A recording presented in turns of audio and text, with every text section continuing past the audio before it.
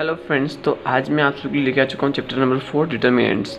तो third chapter की तरह ही ये भी है चैप्टर। इसमें भी कुछ रूल्स है और डिटर्मिनेंट मतलब किससे शो करते हैं, किससे मतलब इसको लिखते हैं और इसका साइन कन्वेक्शन क्या है वो सब मैं आपको इस वीडियो में बताऊंगा। और ये वीडियो है अपने चैप्टर नंबर 4 की एक्सरसाइज नंबर 4.1 की वीडियो है।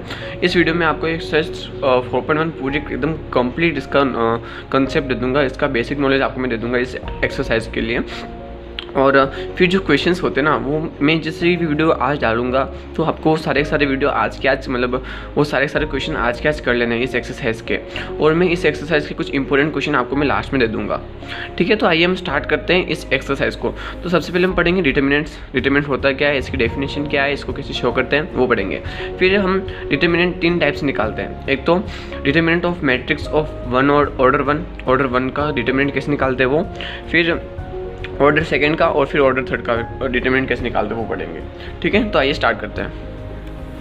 तो सबसे पहले मैं बताता हूँ डिटर्मिनेंट होता क्या है, डिटर्मिनेंट को शो किससे करते हैं। ठीक है, तो ये जो 2 डंडियाँ दिख रही है ना आपको, ये कहलाता है डिटर्मिनेंट। डिटर्मिनेंट क्या होता है ना कि फोर मतलब इसको मैं जैसे कि एग्जाम्पल बताऊँ, मेरे पास एक मैट्रिक्स है ABCD। ठीक है, ये कोई एक मैट्रिक्स है। ठीक है, then determinant of A is written as. अब मैं इसका अगर मुझे डिटर्मिनेंट लिखना है तो मुझे इसे ऐसे शो करना पड़ेगा। ठीक है, तो ये मैट्रिक्स है और ये इस मैट्रिक्स का डिटर्मिनेंट है, ऐसे शो करते हैं डिटर्मिनेंट को। और मैं थर्ड ऑर्डर के लिए डिटर्मिनेंट के लिए साइन कन्वेंशन बता रहा हूँ। होता क्या है, plus minus plus minus plus minus and plus minus plus. अब ये डिटर्मिनेंट का साइन कन्वेंशन बता क्यों रहा हूँ, क्योंकि जब आप इसको एक्सपांड करोगे ना, इसकी एक न्यूमेरिकल वैल्यू होती है डिटर्मिनेंट की, वो अगर आपको फाइंड करनी ना, ये साइन कन्वेंशन आपको आना चाहिए कि मैं फर्स्ट रो से एक्सपांड कर रहा हूँ, सेकंड रो से, थर्ड रो से, तो मुझे साइन क्या लगाना है। ठीक है, तो ये आपको मैं अभी फटाफट बता देता हूँ, ज़्यादा टाइम नहीं लगेगा। सबसे फर्स्ट साइन कन्वेंशन बात आता है कि फॉर मैट्रिक्स ए। ठीक है, कोई मैट्रिक्स ए है तो mod A is read as, ये जो मोड है ना, ये is read as determinant of ए।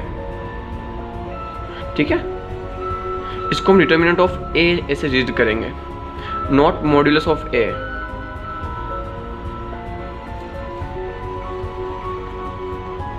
कई बार क्या कहते हैं ना, हम ये गड़बड़ी कर देते हैं इसको पढ़ने में और इसको सॉल्व करने में। हम पढ़ते हैं कि मॉड्यूलस ऑफ ए, लेकिन ये मॉड्यूलस ऑफ ए नहीं है, ये डिटर्मिनेंट ऑफ ए। अगर आपको मैट्रिक्स दी हुई है और ऐसा साइन बना रखा है, मतलब आपको इसका डिटर्मिनेंट फाइंड करना है। फिर सेकंड बात आती है कि only square matrix,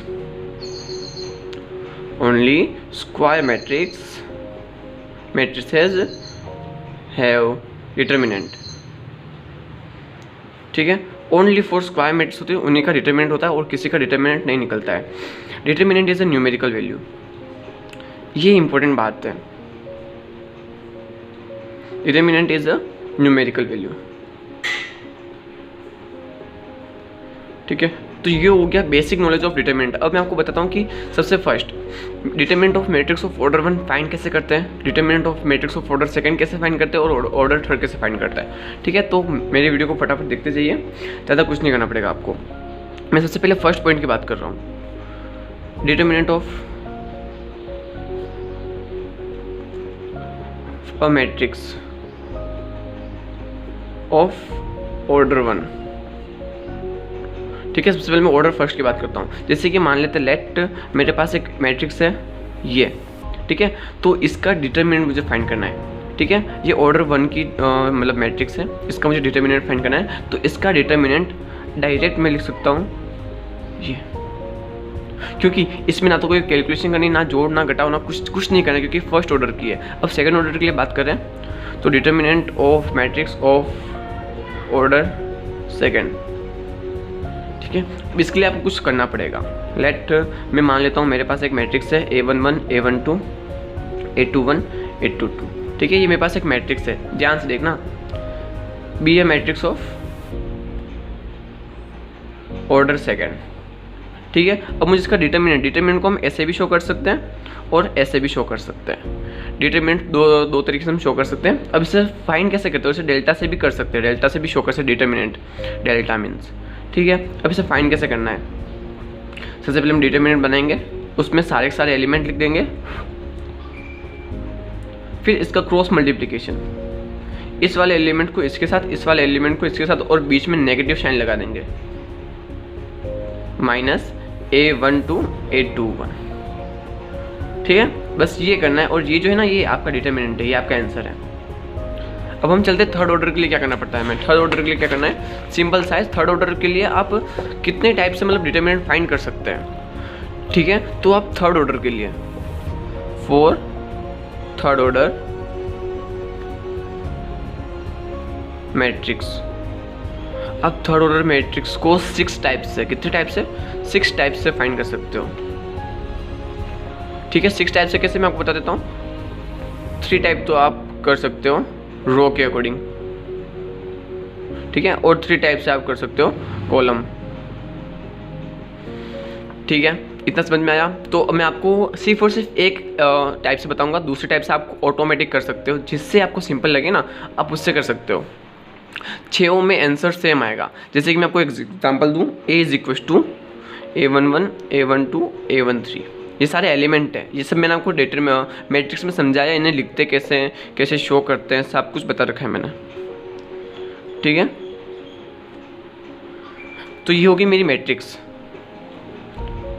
of order 3×3, ये 3×3 की मैट्रिक्स हो गई। अब मुझे क्या करना है, इसका डिटरमिनेंट निकालना है। तो डिटरमिनेंट को मैं 3 टाइप से शो कर सकता हूँ, ठीक है। आप कोई भी यूज़ कर सकते हो, कोई भी सिंबल यूज़ कर सकते हो इसे शो करने के लिए। और सबसे पहले हम इसे लिखेंगे डिटरमिनेंट में,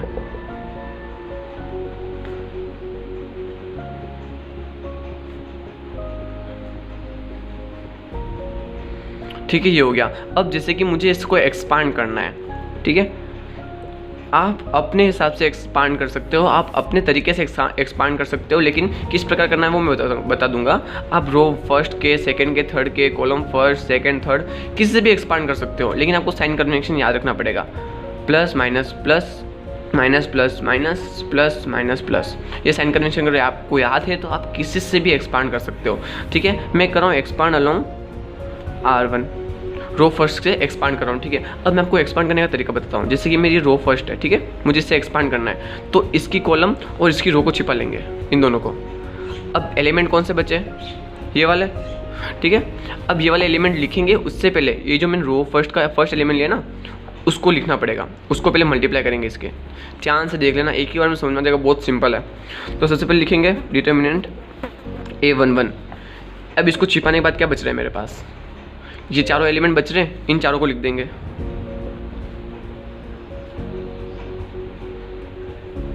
फिर यहाँ पे तो प्लस था, अब यहाँ पे क्या है, नेगेटिव साइन है ना। तो अब इस वाले एलिमेंट के लिए, इस वाले एलिमेंट के लिए मुझे क्या यूज़ करना पड़ेगा, इसको और इसे छिपाना पड़ेगा पूरी लाइन को।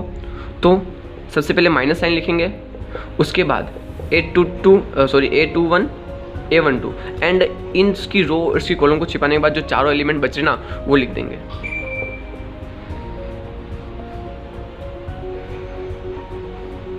ठीक है। अब लास्ट में क्या बचा, प्लस प्लस लगा के A13 कर देंगे और इन दोनों को छिपा देंगे। अब बच्चे कौन से एलिमेंट, उनको लिख देंगे,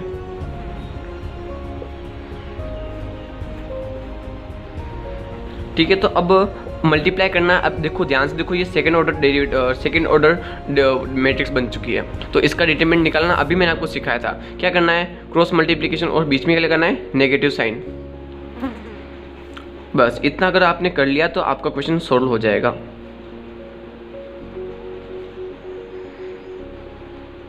ठीक है।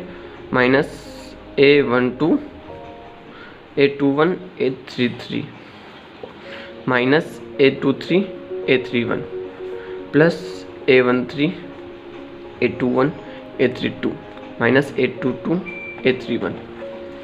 तो आपको समझ में आ गया डिटरमिनेंट फाइंड कैसे करते हैं, क्या रूल है, कैसे फाइंड किया जाता है। अब मैं आपको देता हूँ इसका एक क्वेश्चन, जो आपको पूरी एक्सरसाइज समझ में आ जाएगी, और फिर आपको इसके सिर्फ क्वेश्चन करने हैं, और लास्ट में मैं आपको इसके इंपॉर्टेंट क्वेश्चन दे दूंगा।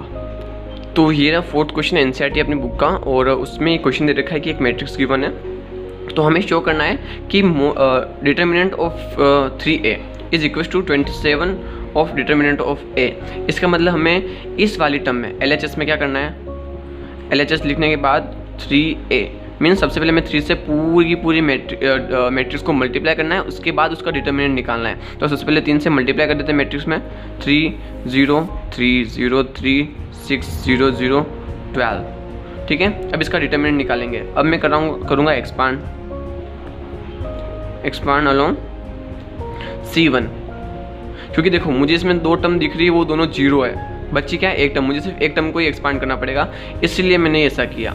तो आपको क्वेश्चन देख के पता चल जाएगा मुझे किसके अलोंग एक्सपांड करना है। तो जैसे ही मैं इसके अलोंग एक्सपांड करूँगा, सबसे पहले लिखूंगा मैं 3, फिर इसकी रो और इसकी कॉलम को छिपा दूंगा। बाद में कौन से एलिमेंट बचेंगे, 12 3 36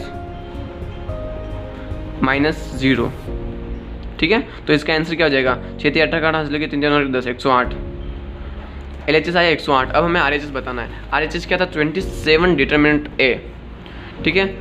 अब मैं लिखूंगा RHS क्या था, 27 डिटरमिनेंट ऑफ A। सबसे पहले 27 लिख दूंगा और डिटरमिनेंट निकालूंगा A का।